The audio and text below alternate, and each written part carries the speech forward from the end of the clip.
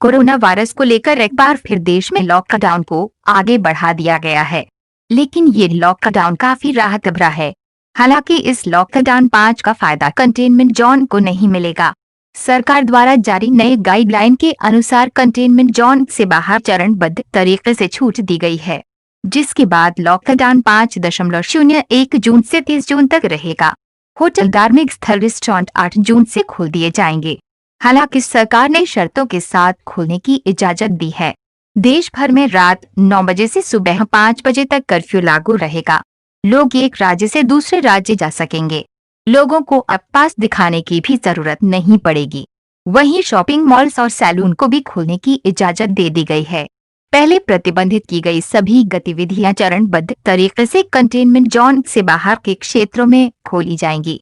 पहले चरण में धार्मिक स्थल, होटल, रेस्टोरेंट, शॉपिंग मॉल 8 जून 2020 से खोलने की अनुमति दी गई, जिसे लेकर स्वास्थ्य मंत्रालय एक सूचना जारी करेगा।